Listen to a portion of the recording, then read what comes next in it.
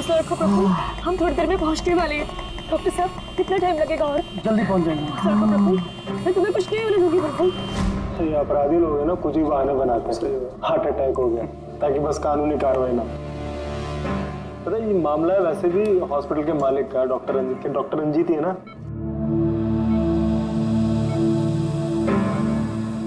Don't worry Sushila ji, operation के बाद दोनों ब्लॉकेजेस निकल जाएंगे। रंजीत जी, सिगरेट मंगवाऊं आपके लिए? देखिए, आपको मुझे वादा करना पड़ेगा कि इस ऑपरेशन के बाद आप सिगरेट पीना बिल्कुल छोड़ देंगे। Very good. डॉक्टर साहब देखिए ना, इन्हें सांस नहीं आ रही है। प्रफुल्ल मैं तुम्हें कुछ नहीं होने दूंगी, मैं हूं ना। हम बस थोड़ी देर में पहुंचने वाले हॉस्पिटल। प्रफुल्ल सब कुछ ठीक हो जाएगा, मैं हूं ना। डॉक्टर साहब जल्दी करिए।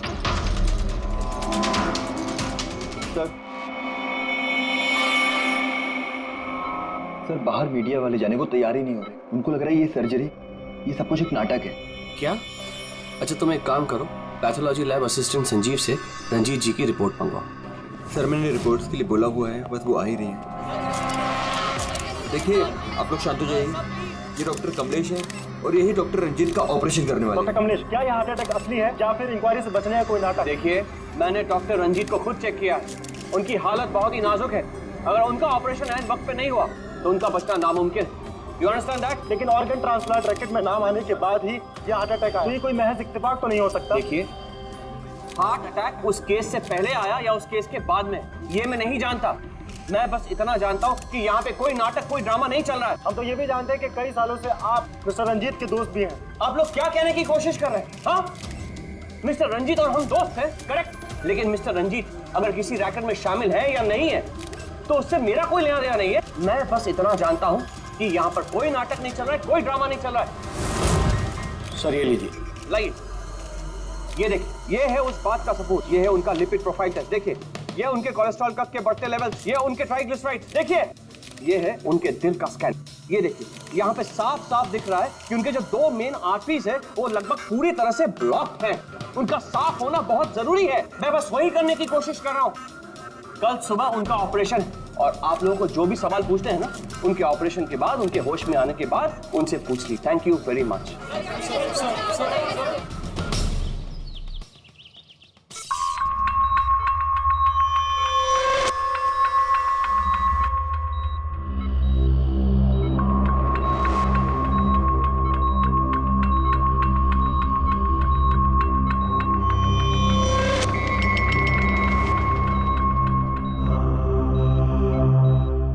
Well done team, operation successful हुआ।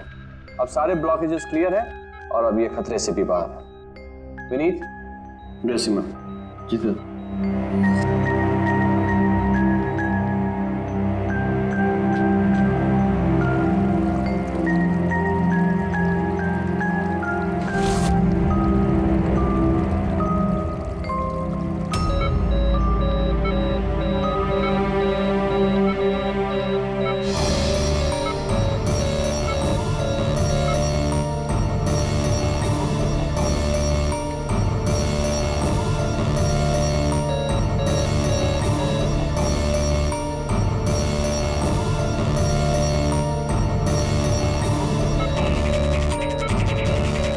सर इन्हें हार्ट अटैक आया है।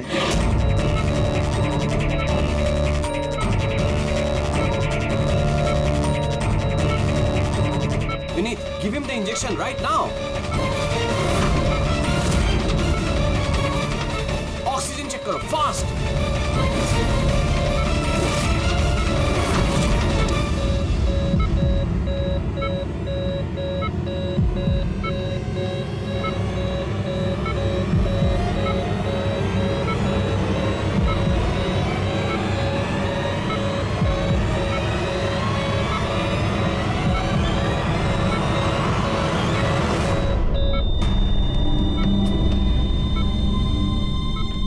ये कैसे हो गया?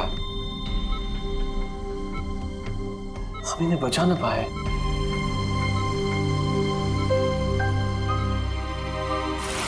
मौत नहीं ऑफिसर, मर्डर हुआ है। मर्डर? जी। पर डॉक्टर रंजीत की मौत तो हार्ट अटैक से हुई है ना? हार्ट अटैक तो हुआ है लेकिन अपने आप नहीं हुआ है। क्या मतलब?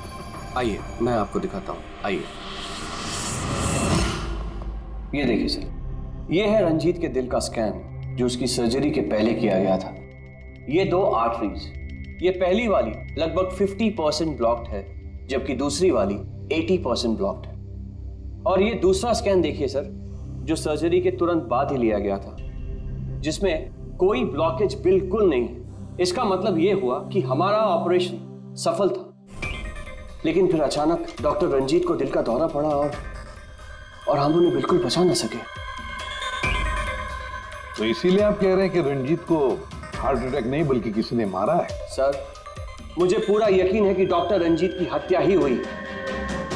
अब चौंकाने वाली बात यह है कि यहां पे एक ब्लॉकेज है जो सर्जरी से पहले किए हुए स्कैन में था ही नहीं, और इसी की वजह से हार्टरी में 100% ब्लॉकेज हुआ, जिसकी वजह से फाइनली डॉक्टर रंजीत की मौत हो गई।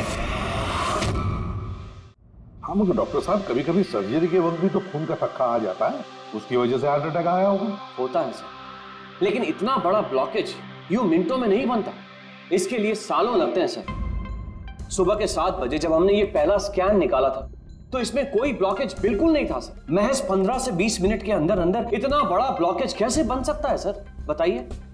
डॉक्टर साहब, क्या कोई ऐसी किसी की आर्टरी ब्लॉक कर सकता है? किसी ने कैसे ऐसा किया होगा ये तो मुझे भी नहीं पता। वो हम पता लगा लेंगे डॉक्टर साहब, लेकिन आप सिर्फ इतना बताइए, किसने किया होगा, ये कौन कर सकता है, बताइए। मुझे नहीं लगता कि रंजीत जैसे भले आदमी के साथ ऐसा कोई कर सकता है। और सब जहां तक हमें मालूम है, डॉक्टर रंजीत वही है ना जिनके ऊपर ऑर्गन ट्रांसप्लांट के मामले में गड़बड़ी करने का केस चल रहा है? हाँ चल रहा है, लेकिन उसके बारे में मुझे कोई जानकारी नहीं। चलो, thank you doctor. Abhijeet, body को फोरेंसिक लैब भेज दो, डॉक्टर साळुंखे को पूरी बात डिटेल में बता देना। Very interesting. I know. Boss, doctor Kamlesh का शक एकदम सही था। रंजीत का खून ही हुआ है, उसकी आर्टरीज में ब्लॉकेज था नहीं, ब्लॉकेज करवाया गया। ब्लॉकेज करवाया गया मतलब? बहुत चौंकाने वाली बात है। क्या कुछ नई बात बताएं आप? नई बात बताता हूँ, आइए। ये देखो बॉस, ये इंसान का दिल है और ये है वो ब्लड वेसल्स, आर्टरीज, जिनकी वजह से दिल में खून आता जाता है। अब ये आर्टरीज 2 तरीके से ब्लॉक हो सकती है बॉस। या तो खून में कोलेस्ट्रॉल की मात्रा ज्यादा हो जाए और आर्टरीज में प्लाक जमा हो जाए। ये देखो इसका क्रॉस सेक्शन, ये प्लाक इकट्ठा हो गया, प्लाक इकट्ठा हो गया है और आर्टरीज ब्लॉक हो गई। दूसरी वजह, किसी भी कारण से खून का थक्का जम जाए और आर्टरीज को ब्लॉक कर देना। अब इसकी सर्जरी में ये जो 2 ब्लॉकेजेस थे, ये तो सर्जरी के दौरान क्लियर हुए थे, ठीक है, लेकिन फिर भी इसकी मौत हुई हार्ट अटैक की वजह से ही हुई। और वो है ये तीसरा आर्टरी का ब्लॉक, जिसकी वजह से हार्ट अटैक हुआ। और इस ब्लॉक की कोई और ही वजह है। ब्लॉक की वजह कुछ और है मतलब? इसकी वजह है पॉलीएक्रिलेट पॉलीमर। Polyacrylate polymer? ये कोई खतरनाक केमिकल है क्या? नहीं फ्रेडी सर, ये केमिकल तो ऑलमोस्ट हर घर में मौजूद होता है। मैं दिखाती हूँ आपको। ये डायपर देख रहे हैं? ये केमिकल हर डायपर और सैनिटरी नैपकिन के अंदर होता है और इसका काम है किसी भी लिक्विड या तरल पदार्थ को जेल में बदलना। ये है पॉलीएक्रिलेट पॉलीमर के क्रिस्टल्स। अब मैं इसको इसके ऊपर पानी डालती हूँ।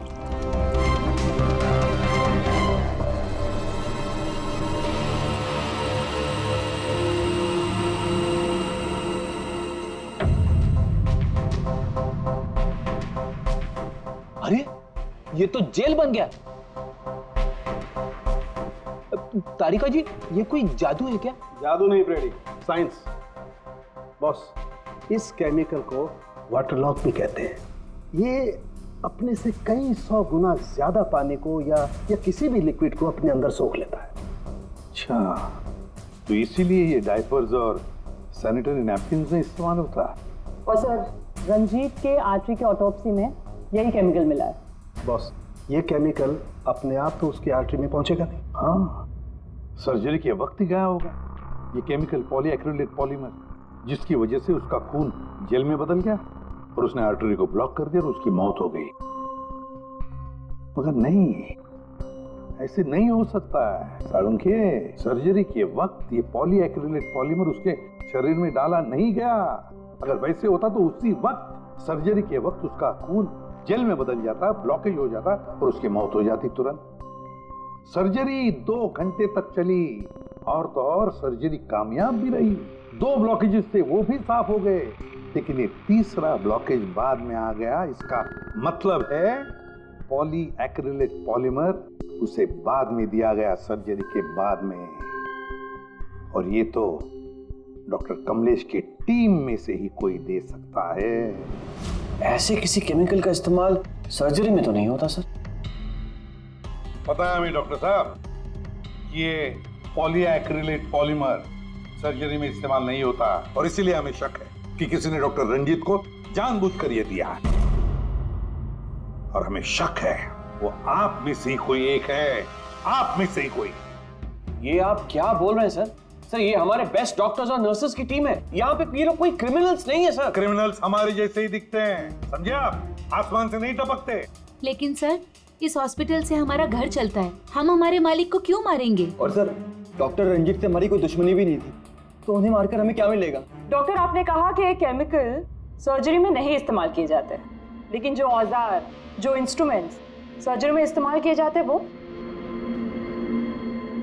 कहीं ऐसा तो नहीं किसी ने इस केमिकल को उन औजारों पे ही लगा दिया हो?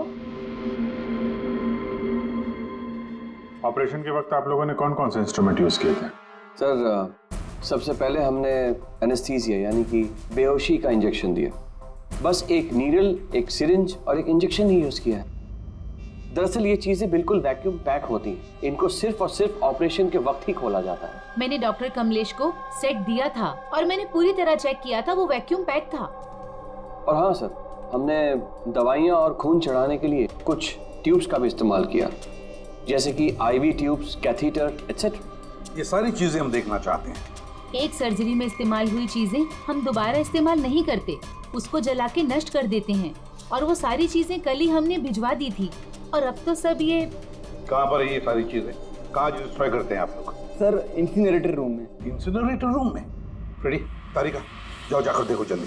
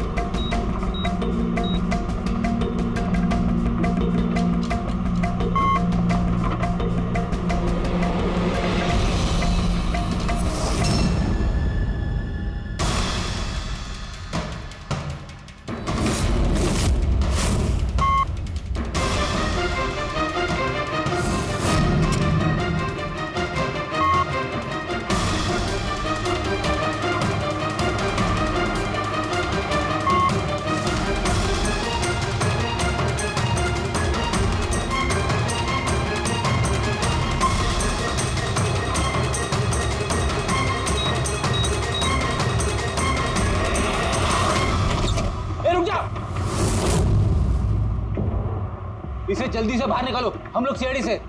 चलो निकालिए बाहर।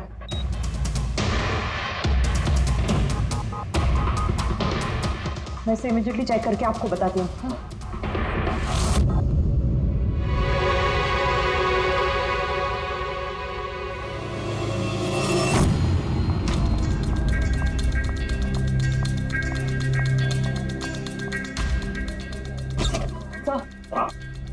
सर, एक IV ट्यूब, IV बैग और एक सेंट्रल लाइन में से मुझे पॉलीएक्रिलेट पॉलीमर के ट्रेसेस मिले हैं। क्या?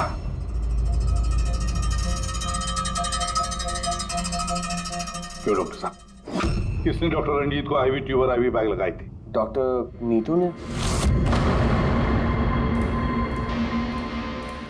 जी सर, मैंने ही उनको सेंट्रल IV लाइन लगाई थी, पर मुझे नहीं पता कि उसमें वो केमिकल कैसे आया। आपको नहीं पता तो किसको पता है? उस ट्यूब में हमें केमिकल के ट्रेसेस मिले हैं। वो ट्यूब आपने लगाई थी। देखो डॉक्टर नीतू, क्यों किया तुमने ये? क्यों किया?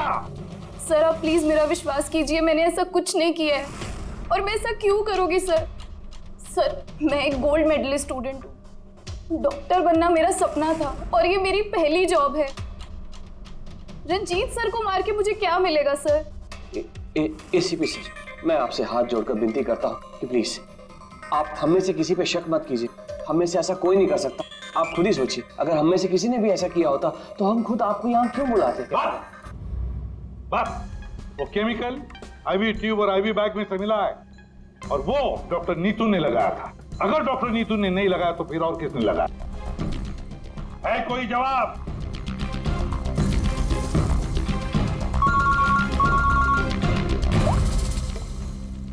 के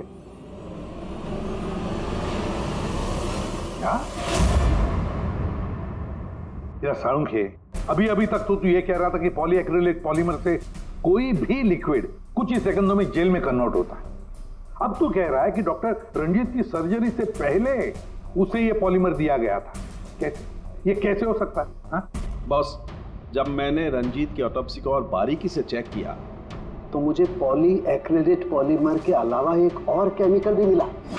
और एक केमिकल मिला? कौन सा? जेलेटिन। जेलेटिन तो घुल गया है लेकिन उसके ट्रेसेस अभी भी बाकी हैं बॉस। यार तू कहना क्या चाहता है? मुझे आश्चर्य इस बात का है कि जेलेटिन आखिर उसके खून में गया तो गया कैसे? जेलेटिन, ये कैप्सूल का घोल जेलेटिन का बना होता है जिसमें दवाई भरी जाती है और ये कैप्सूल शरीर में तब तक नहीं घुलता है जब तक वो अपनी जरूरी जगह पर नहीं पहुंच जाए, क्योंकि जेलेटिन को घुलने में थोड़ा वक्त लगता है। ये देखो, ये जेलेटिन का कैप्सूल ये हमने पानी में डाला, अब इसे घुलने में थोड़ा वक्त लगेगा। तो मतलब साळुंखे, तेरे कहने का मतलब है कि जिसने भी ये किया है उसने पॉलीएक्रिलेट पॉलीमर रंजीत के शरीर में इस कैप्सूल के जरिए डाल दिया है। नहीं बॉस, कैप्सूल के जरिए नहीं, बल्कि उसने ये पॉलीएक्रिलेट पॉलीमर के छोटे छोटे क्रिस्टल्स को जेलेटिन में कोट कर दिया।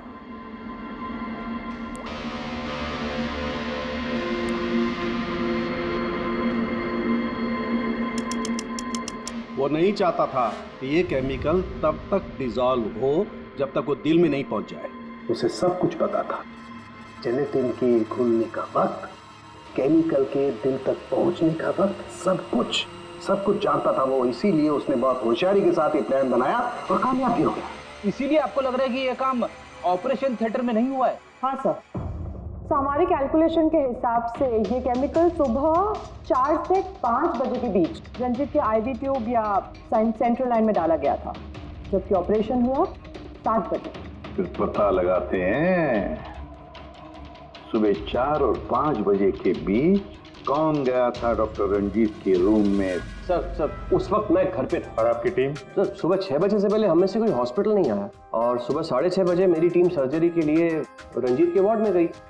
वैसे रंजीत ऑर्गन ट्रांसप्लांट के रैकेट में फंसा था सर, तो जाहिर सी बात है कि उसके कुछ दुश्मन भी होंगे। ये सारा मामला इलीगल ऑर्गन ट्रांसप्लांट का ही है? हाँ? सर मुझे इसके बारे में तो ज़्यादा जानकारी नहीं है, लेकिन लोगों ने कंप्लेन की है कि रंजीत ऑर्गन ट्रांसप्लांट की लिस्ट में धांधली किया करता था सर। कैसी लिस्ट? जब भी किसी मरीज को अपने शरीर का अंग बदलना होता, उसे जरूरत होती एक ऐसे डोनर की जिससे वो अंग लिया जा सके। कई बार ऐसे मरीज महीनों यहाँ तक कि सालों साल भी डोनर का इंतजार करते हैं। ऐसे मरीजों की एक लिस्ट होती है और जैसे ही डोनर मिल जाता है उस लिस्ट के हिसाब से पहले और बाद में उन्हें वो अंग दे दिया जाता है। लेकिन लोगों की ये कंप्लेन रही है कि डॉक्टर रंजीत जरूरतमंद मरीजों को वो अंग न देकर अमीर और पैसे वाले मरीजों को भारी कीमत पर वो अंग बेच दिया करते हैं। लेकिन इससे पहले कि इस केस का कोई भी निष्कर्ष निकल था, किसी ने डॉक्टर रंजीत को ही मार दिया। हॉस्पिटल में कल सुबह 4 और 5 बजे के बीच जितने भी लोग मौजूद थे उन सब से पूछताछ करते हैं। ऑपरेशन के पहले पूरे वक्त में उनके साथ थी। सर भाभी जी को कहीं जाना पड़ता था तो मैं और धर्म वहीं पे होते थे। रात को कौन था वहां पे? सर 12 बजे तक तो हम लोग भी थे, उसके बाद हम लोग चले गए थे। तो मैम रात को आप थी वहां पे? जी 4 से 5 बजे के बीच भी? जी हाँ, 4 और 5 के बीच में वही थी। इससे आप साबित क्या करना चाहते हैं? मैंने मेरे पति को मारा है, मैं पत्नी हूँ उनकी। ऐसे समय में मैं उनके पास नहीं रहती तो कहाँ रहती? देखिए मैम, 4 से 5 बजे के बीच मिस्टर रंजीत की आईवी में वो केमिकल डाला गया, और अगर उस वक्त आप थी वहां पर तो जाहिर सी बात है कि आप ही ने किया। ये क्या कह रहे हैं आप? देखिए मेरे पति जैसे भी थे, वो उन पे कोई भी इल्जाम था, वो एक अच्छे पति थे, मेरे सब कुछ थे, और उन्हें मारने के लिए मेरे पास कोई वजह नहीं थी। देखिए, अगर आपने ये नहीं किया है तो जिसने भी ये किया है, या जो भी 4 से 5 बजे के बीच वहां पर आया था, आपने उसे देखा तो हो गई? मैंने घड़ी तो नहीं देखी थी, लेकिन लगभग उसी वक्त वार्ड में एक डॉक्टर आया था। मैं उनका चेहरा नहीं देख पाई क्योंकि चेहरे पर मास्क था। क्या हुआ डॉक्टर? सब ठीक है ना? इनका सीआरपी रिपोर्ट नॉर्मल है। डॉक्टर आप कुछ बोल क्यों नहीं रहे? कोई चिंता वाली बात तो नहीं है ना? डॉक्टर डॉक्टर ये 4 से 5 बजे के बीच मिस्टर रंजीत को जो आईवी बैग लगा हुआ था वो किसने लगाया था? सर मैंने रात को 12 बजे लगाया था, वो सुबह तक चल रहा था। सर, हो सकता है आईवी बैग्स बदल दिए गए हो। ये आईवी बैग्स आप लोग रखते कहाँ हैं? और कौन कौन जा सकता है वहां पर? सर स्टोर रूम में रखते हैं और वहां पर सभी लोग आ जा सकते हैं। उस वक्त हॉस्पिटल में कितने लोग थे? सर बहुत सारे लोग थे, लेकिन रंजीत सर को जिस वार्ड में रखा गया था वो स्पेशल वार्ड था और वहां पर कोई आ नहीं सकता था। वो सिर्फ उसी मंजिल के लोग वहां पे जा सकते थे, जैसे कि पैथोलॉजी स्टाफ, नर्स, डॉक्टर्स और मरीज और उनके रिश्तेदार। और डॉक्टर तेज, आप ड्यूटी पर थे वहाँ?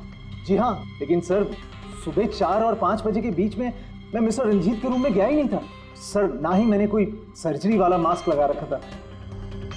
अगर आप मास्क पहनकर वहां नहीं गए थे तो फिर वो कौन है जो मास्क पहनकर डॉक्टर के भेस में वहां गया और रंजीत की हत्या की?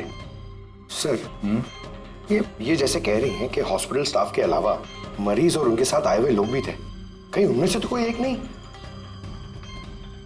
चलो देखते हैं। आइए डॉक्टर साहब।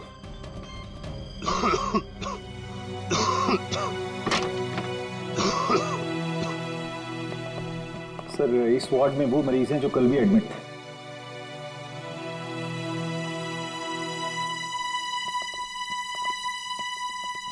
हम इनसे कुछ सवाल पूछ सकते हैं? पूछ सकते हैं सर, लेकिन इनमें से कोई भी ऐसा नहीं है जो खुद चलकर उस वार्ड तक जा सके। खुद नहीं जा सकता, लेकिन कोई तो होगा जिसने उस खूनी को देखा। सर इनमें से 2 मरीज ऐसे हैं जिनकी सर्जरी हुई है और बाकी सब इस हालत में नहीं है कि उठकर इस वार्ड से बाहर निकले।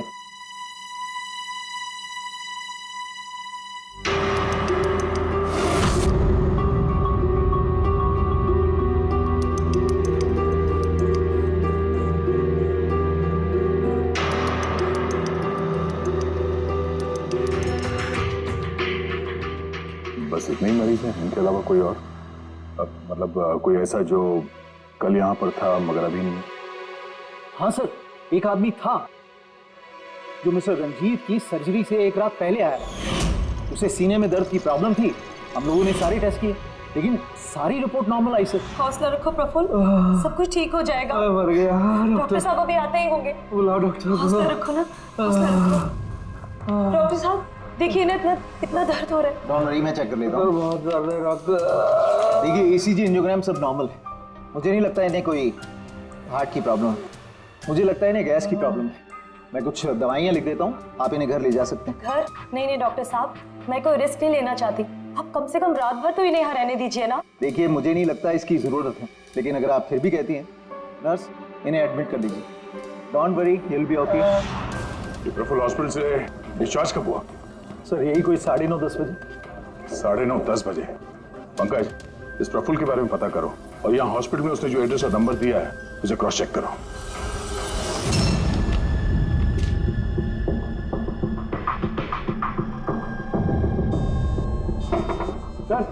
हाँ पंकज, प्रफुल्ल के बारे में कुछ पता चला? नहीं सर। नहीं? सर हॉस्पिटल में प्रफुल्ल ने जितनी भी डिटेल्स दिखाई थी सर सब गलत थी, और प्लस उसने पेमेंट भी कैश में की थी सर। मगर ये वार्ड बॉय एम्बुलेंस में प्रफुल्ल को हॉस्पिटल लेके गया था सर। कहाँ से उठाया था उसको? मलाड से साहब, मैं उसकी वाइफ को जानता हूँ। वाइफ को जानते हो? कैसे?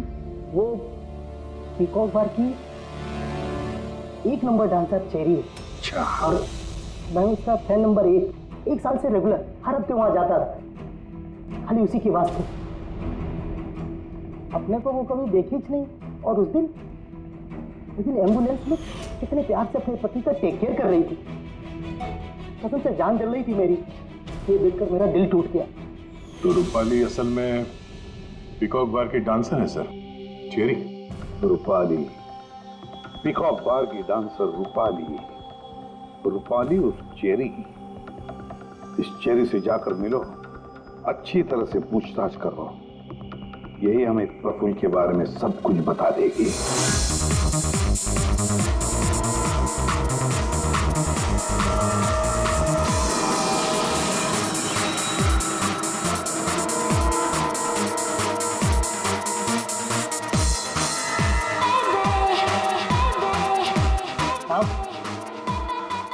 अपनी चेरी आज तो खुश दिख रही है। चेरी को छोड़, वो आदमी कहाँ है?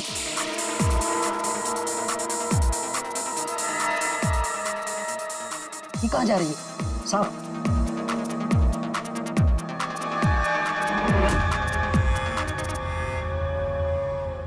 साहब, यही है चेरी का मर्द। ये है?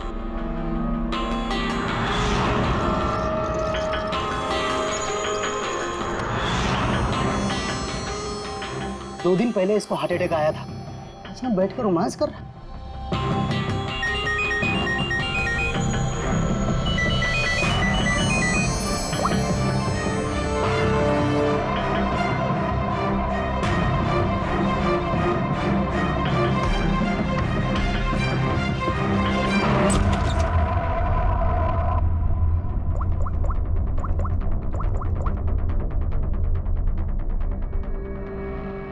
देख, मैंने काम पूरा किया ना बॉस, तो पूरा पैसा ही बनता। सुन सुन सुन सुन, तूने कहा उसको मार डाल, मैंने मार दिया। अभी कैसे किया, क्या किया, ये सब में घुसने का नहीं। हाँ,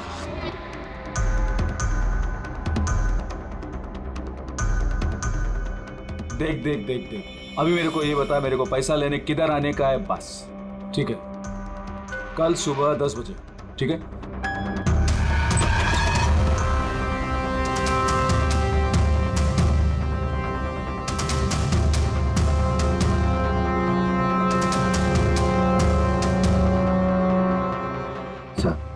इसने मान लिया कि खून इसी ने किया है सर। अपने बॉस से फोन पे बात कर रहा था कुछ पैसे की लेन देन के लिए, और कल सुबह उससे मिलने वाला है सर। अभी पकड़ लिया सर? नहीं, अभी नहीं। ये अपने बॉस से मिलेगा और हम लोग भी मिल लेंगे इसके बॉस से।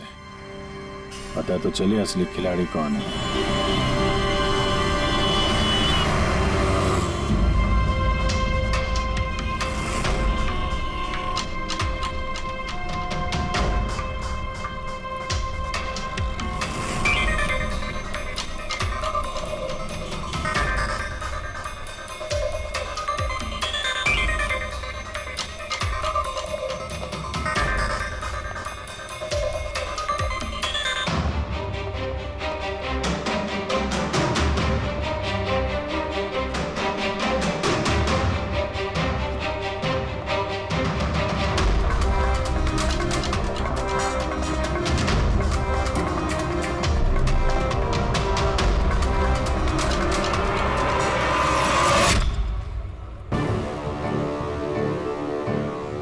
ये करने क्या आया यहाँ पे?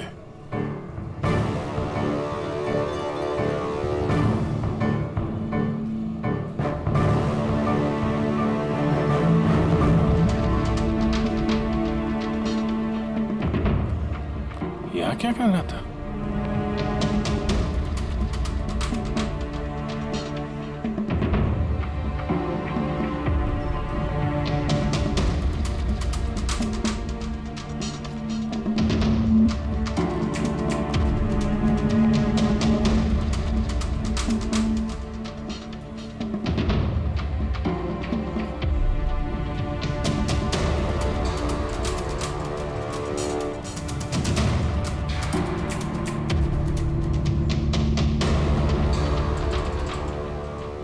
था तो खा लिया, तभी बैग लेके जा रहा है।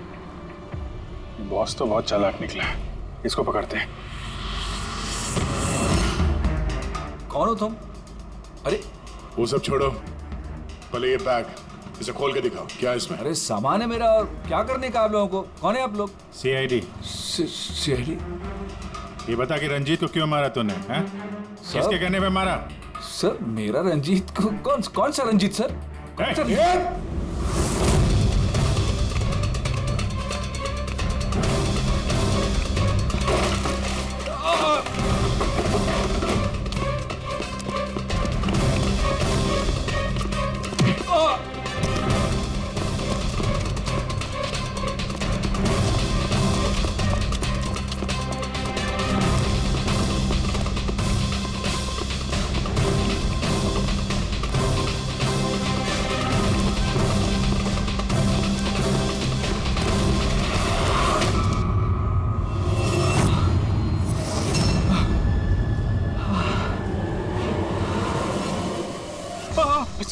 सर मैंने कुछ नहीं किया सर। सर मैंने कुछ नहीं किया सर। नहीं, फोन पे तो अपना गुनाह कबूल कर चुके हो, अब जरा हमें भी बता दो।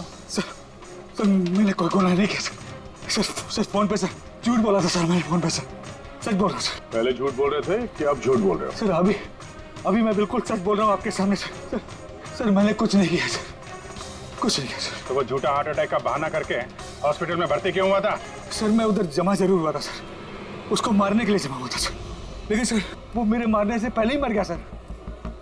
मर गया? हमें अच्छी तरीके से पता है कि रंजीत के खून में वो जिलेटिन कोटेड केमिकल तुमने मिलाया था, पॉलीएक्रिलेट पॉलीमर। क्या साहब, क्या बोला साहब? सर क्या बोल रहे हो सर? सर इतनी बड़ा नाम अगर याद कर पाता सर तो मैं डॉक्टर नहीं बनाता सर। सर मैं ना सर 8वीं फेल हूँ सर, 8वीं फेल सर। सर ये किलोमीटर पॉली क्या बोल रहे साहब, मेरे को नहीं मालूम है सर। सर मैं उधर था, मौका मिलते ही मैं उसका गला बिला दबा के चाकू भी के अंदर करके उसको, लेकिन सर मौका ही नहीं मिला सर। मौका ही नहीं मिला। वो भर्ती हो गया सर उधर, किधर जो चीर फाड़ क्या होती वो सर ऑपरेशन होता है ना कमरे में सर, वो उधर भर्ती हो गया सर। तो सुबह न्यूज आया सर, वो निकल लिया सर। सर सच बोल रहा हूँ सर, नहीं तो मेरी चेहरे से पूछ लो सर। अच्छा, तो फिर ये इतने सारे पैसे और वो फोन कॉल? सर मेरे को एक आदमी ने फोन करके कहा वो मेरे को पैसा देगा, आधा काम होने से पहले पैसा देगा और आधा काम होने के बाद सर। लेकिन वो मेरे मारने से पहले ही सर खुद ही मर गया सर। वो तो मेरे को लगा सर काय को अपना नुकसान करूं मैं सर, मैंने पार्टी को झूठ बोला सर। झूठ? हाँ, हॉस्पिटल में 4 से 5 बजे के बीच रंजीत के कमरे में तुम ही गए थे ना, डॉक्टर के भेस में? सर गया था सर। सर पूरी रात लोगों का आना जाना चालू था सर उधर। सुबह 4-5 बजे सर थोड़ा शांति माहौल हुआ सर, तो मैं डॉक्टर का वो इधर लगाते सर मास्क और कोट बीट पहन के सर गया सर। मैं जैसे ही इसको मारने वाला था ना उधर आंटी चक गई सर। क्या बात है डॉक्टर? मेरे को असली का डॉक्टर समझे, मेरे से सवाल जवाब करने लगा। मैं डर गया सर, मैं क्या जवाब देता सर उसको, तो मैं वहां से भाग गया। सच बोल रहा हूँ सर, मैं भाग गया वहां से। वो कॉन्ट्रैक्ट किसने दिया था तुझे? सर मेरे को उसका नाम पता नहीं मालूम है सर। कोई क्या सर प्राइवेट नंबर कुछ सर ऐसा किसी से फोन करता है सर। वो पहले भी उसने यही ऐसे ही पैसा दिया था सर, और ये वाला भी सर ऐसे ही। जो सर सच बोल रहा हूँ सर, सच बोल रहा हूँ सर। सर आप लोगों ने मुझे यहाँ पे क्यों बुलाया सर? प्रफुल्ल को जानते हो? प्रफुल्ल? कौन प्रफुल्ल? प्रफुल्ल? अरे हाँ, तुम तो उसे जानते नहीं, तुमने उसे कभी देखा भी नहीं, तुमने तो सिर्फ उसके साथ फोन पर ही बात की। आप लोग क्या करें, मुझे कुछ समझ में नहीं आ रहा सर। कोई बात नहीं, हम याद दिलाते हैं।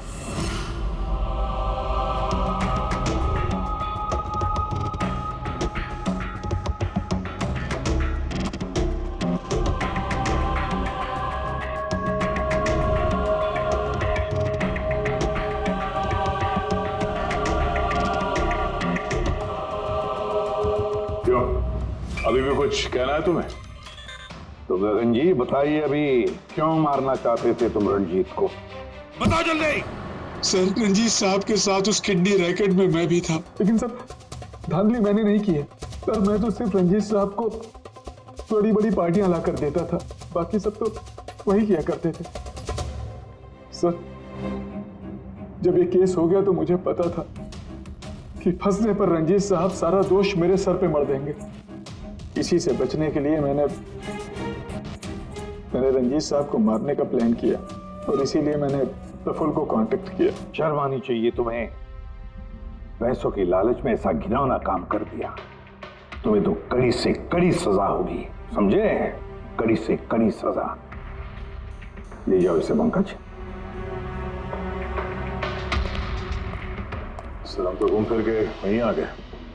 प्रफुल्ल ने हमें बताया कि उसने रंजीत को नहीं मारा, तो फिर किसने किया होगा? ये प्रफुल्ल जरूर हमसे कुछ छुपा रहा है।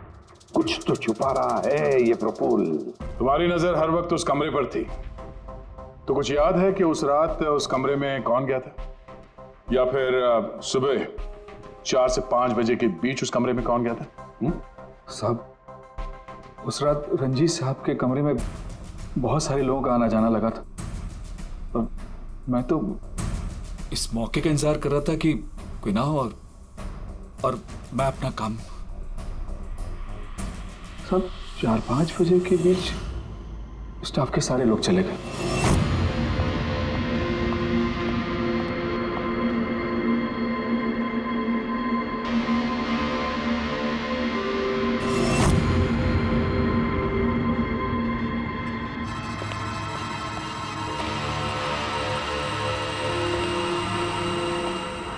मतलब दया, अभिजीत, खूनी वही है।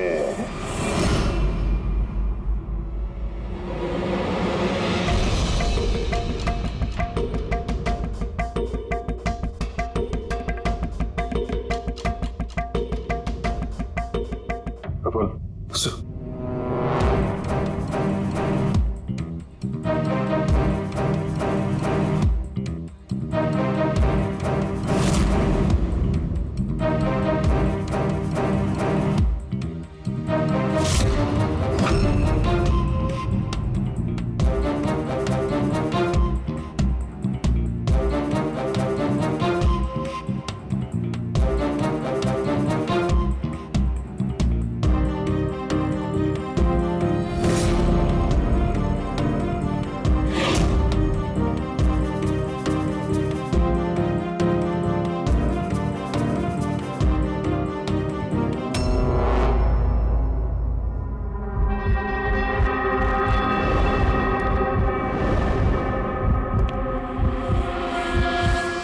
Pathology lab assistant Sanjeev.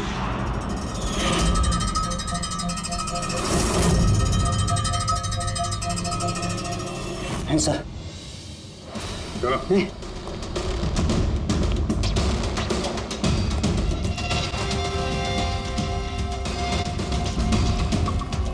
बताओ सब कुछ सच सच बताओ जल्दी। हाँ सर, ये सब कुछ मैंने ही किया है। मैंने उस पॉलीमर को वो सेंट्रल लाइन में डाला था ताकि वो मर भी जाए और किसी को शक तक ना हो।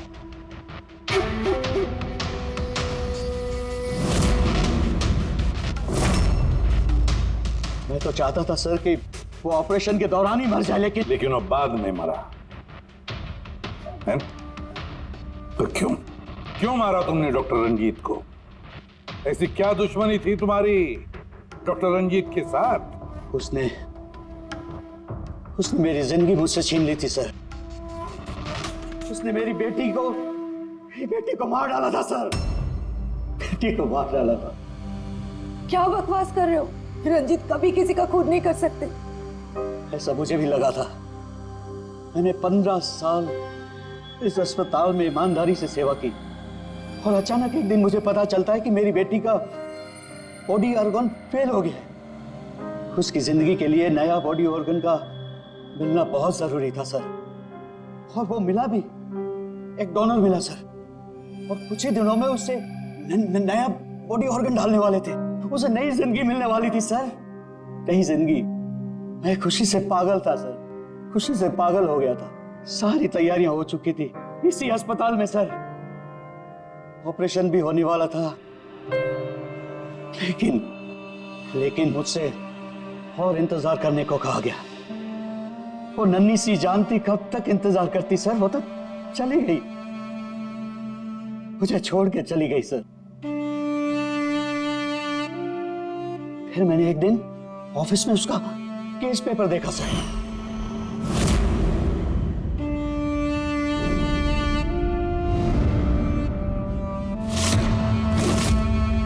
मुझे पता चला कि उसका बॉडी ऑर्गन तो मैच हो गया था सर, लेकिन मुझे झूठ कहा गया था कि मैच नहीं हो रहा है। झूठ कहा गया था सर, उसे चंद पैसों के लिए किसी और को दे दिया गया था सर,